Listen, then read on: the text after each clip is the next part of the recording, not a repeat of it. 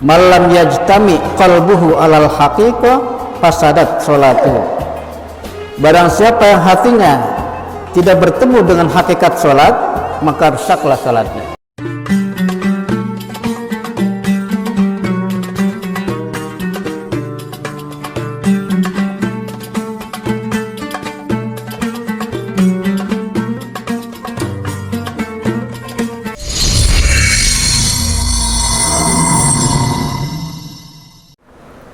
Assalamualaikum warahmatullahi wabarakatuh. Alhamdulillahi rabbil alamin wal aqibatu lil muttaqin wala udwana illa 'alal zalimin. Wassalatu wassalamu ala sayyidina Muhammadin asyrafil anbiya wal mursalin wa ala alihi wa sahbihi ajmain, amma ba'd.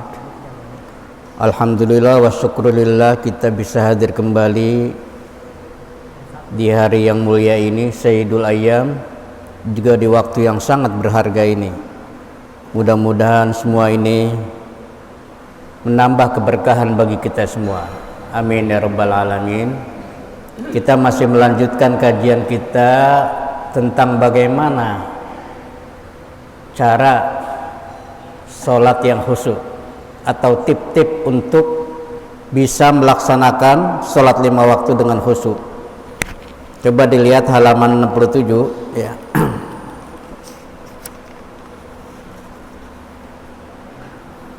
Wa qala ahlul ma'rifah. Jadi ahli ma'rifah mengatakan, jadi ahli ma'rifah adalah orang yang betul-betul mengenal Allah dengan sebaik-baiknya. As-salatu arba'atu asya. Salat itu terdiri dari 4 hal. Pertama adalah as-suru'u mal ilmi. Jadi begitu kita sholat, kita harus mengetahui arti-arti yang kita baca, maknanya. Sebab itu akan menambah kekhusyuan kita kepada Allah.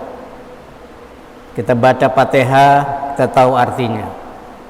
Dari mulai kita takbiratul ihram, kemudian doa iftitah, Allahu akbar kabira, walhamdulillahi katsira wa subhanallahi bukratan wa asila. Inni wajjahtu wajhiya. Saya wajahkan, saya arahkan wajahku kepada siapa? Alladzi fataras samawati wal ard. Kepada Allah yang telah menciptakan langit dan bumi. Fataras samawati wal ard.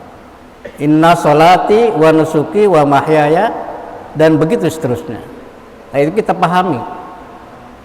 Kalau ini kita pahami, maka akan membantu kita untuk tambah khusyuk kepada Allah Subhanahu wa ta'ala. Karena apa? Karena gerak-gerik sholat, bacaan-bacaan sholat itu mempunyai arti ya.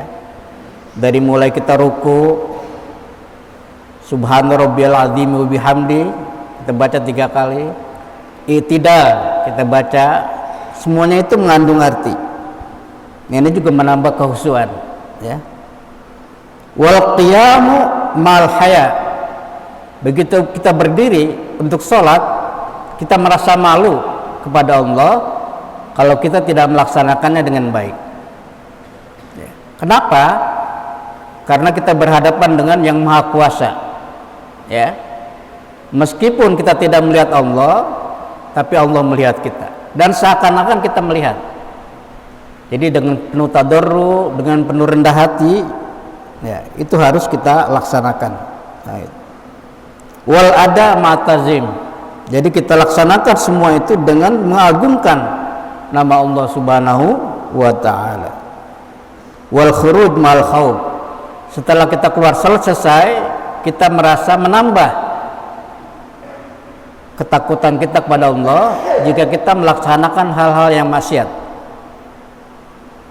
Wa qala ba'dul masyayikh, berkata sebagian guru, malam yajtami qalbuhu alal haqiqah fasadat sholatuhu. Barang siapa yang hatinya tidak bertemu dengan hakikat sholat, maka rusaklah sholatnya. Nah, ini banyak orang yang sholat rajin tapi tidak ada nilainya. Karena apa? Karena setiap sholat yang dilakukan dia tidak tahu artinya ya, tidak berusaha tahu bagaimana caranya.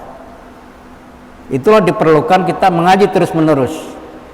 Kalau kita sudah tahu, kita hafal bacaan-bacaan sholat, kita belajar tafsirnya, ya, jangan merasa cukup, ya. Jadi Imam Syafi'i mengatakan, semakin banyak aku belajar, maka semakin terasa kebodohanku, ya. Jadi Imam Syafi'i merasakan begitu. Nah ini karena kita nggak belajar, jadi kita merasa cukup, ya. Nah itu. Tapi kalau kita semakin belajar, maka semakin terasa kebodohan kita, semakin terasa banyak hal yang belum kita tahu. Wa qala Rasulullah sallallahu alaihi wasallam fil jannati nahrun. Jadi di surga itu ada sebuah sungai yang bernama Al-Afih fi hawari, di dalamnya penuh dengan bidadari, ya. Jadi bidadari itu biasanya diidentikan bagi kaum pria, ya. Nanti bagi wanita juga ada bidadara, ya. Kalau bidadari bagi laki-laki, bidadara bagi, kalau daun bidara untuk nyuci mayit, mandiin mayit, daun bidara namanya, ya. Nah itu hawari. Khalaqahunallahu minaz za'faron. Allah ciptakan mereka itu dari za'faron. Jadi suatu minyak yang sangat wangi, ya. Yul'ibna bid-durri wal yaqut. Mereka selalu bermain dengan perhiasan-perhiasan yang sangat mewah. Yusabbihnallah, mereka selalu bertasbih kepada Allah. Bisab'ina alfa lughatin, dengan 70.000 macam bahasa. Jadi kalau kita berdoa kepada Allah, ya, apapun bahasa kita, Allah mengerti, ya. Meskipun demikian, dalam sholat tidak boleh dengan bahasa terjemahan, ya. Ini maksudnya dalam doa, ya. Misalnya kalau wajib sholat takbir Allahu Akbar itu wajib, nggak boleh dengan bahasa Indonesia atau bahasa lain. Misalnya Allah Maha Besar, nggak boleh, ya. Ini dimaksud dengan berbagai bahasa adalah apapun yang kita minta dengan berbagai bahasa setelah sholat, maka Allah akan dengar dan sampaikan. Maksudnya apa? Aswatuhum atyab min sauti Daud. Suara mereka lebih wangi, lebih merdu daripada suara Daud.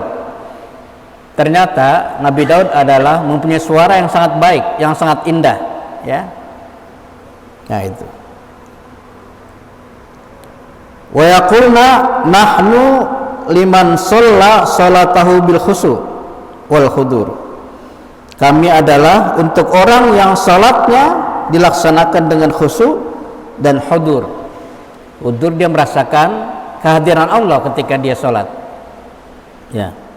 Ini awal. Jadi begitu kita takbir, coba kita berusaha untuk melatih bahwa kita merasa hadir atau Allah kita hadirkan di hati kita. Nah itu salah satu cara untuk khusyuk. Nah itu. Fa yaqulullahu ta'ala la askunannahu dari, saya akan menempatkannya di rumahku. Walad aladahu min zawari, dan aku akan jadikan dia untuk ziarah ke tempatku. Nah ini betapa mulianya orang yang sholat dengan khusyuk.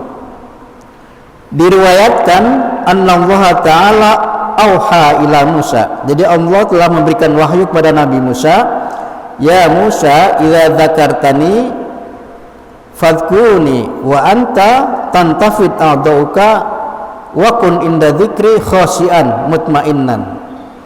Jadi kalau engkau mengingat aku, maka aku akan mengingatmu, ya. Bagaimana caranya? Dimulai dari anggota-anggota salat, ya. Kalau anggota salatnya khusyuk, tenang, insya Allah juga hatinya khusyuk. Karena apa? Karena semua anggota salat adalah cerminan dari hati kita. Kalau hati kita khusyuk, maka insya Allah anggota badan kita juga ikut khusyuk.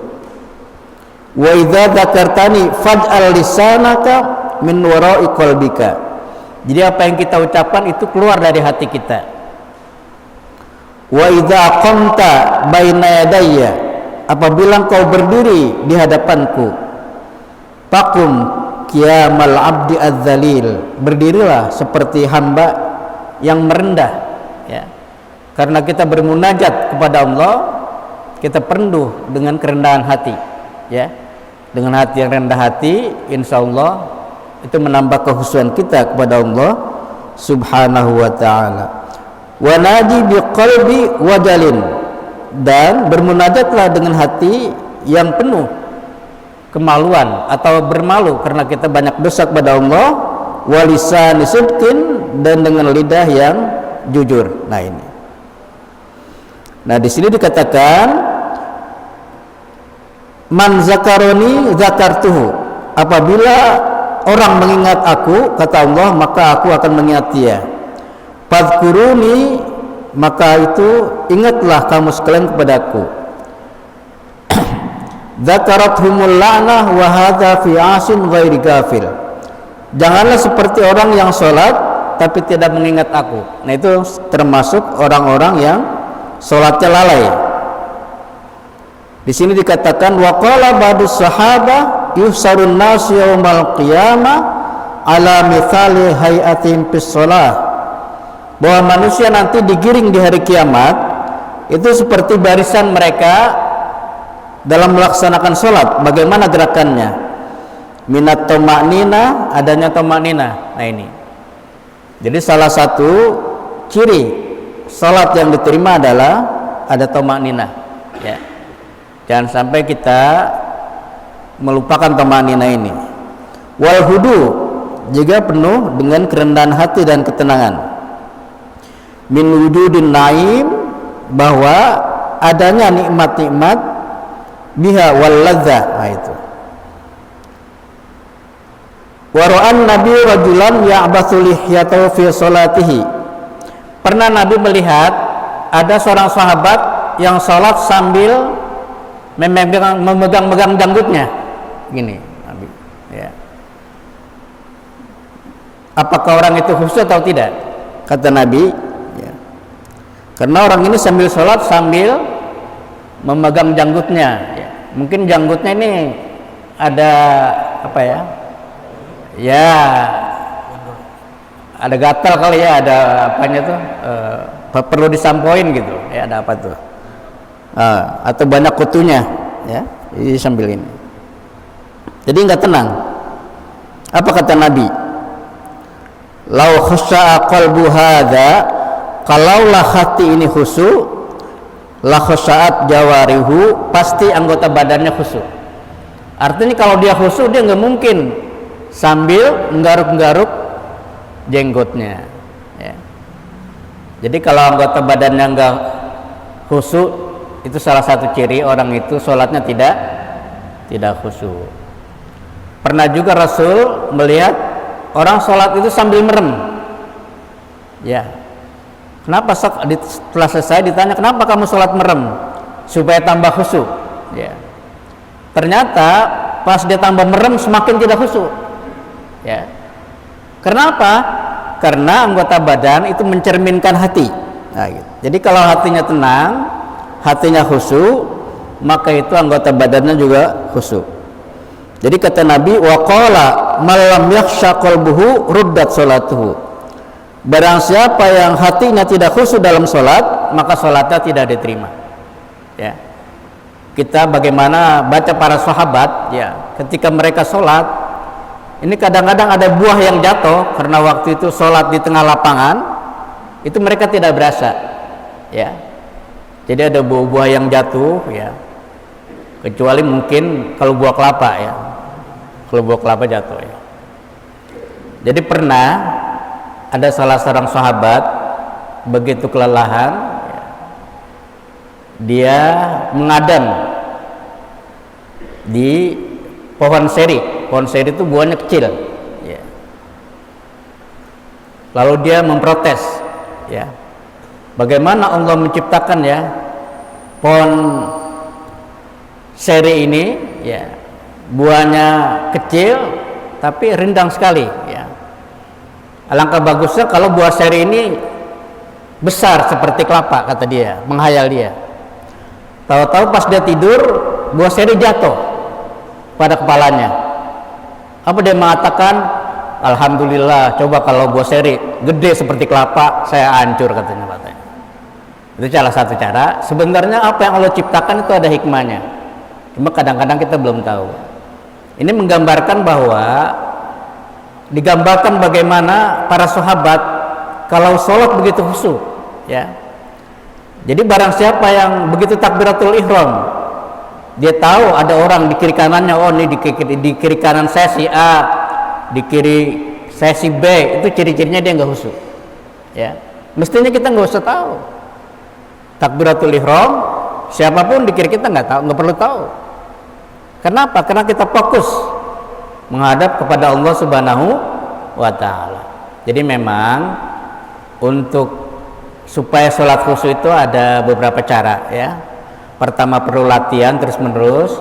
Yang kedua memahami artinya secara bertahap, ya. Kalau kita Fatihah sudah apa, nanti kita pelajari tafsirnya. Kita baca surah-surah yang lain, apa yang kita hafal nanti kita pelajari tafsirnya, sehingga semua ini akan menambah kekhusyuan ketika kita sholat. Nah, itu. Karena itulah dalam taklim tidak ada istilah kata mengatakan saya sudah cukup, ya. Masih banyak sekali kekurangan-kekurangan kita, ya. Dari mulai surah yang kita baca yang kadang-kadang kita nggak tahu, kita tingkatkan, ya, pengetahuan kita supaya menambah kekhusyuan kita dalam sholat. Dari saya cukup sekian. Wassalamualaikum warahmatullahi wabarakatuh.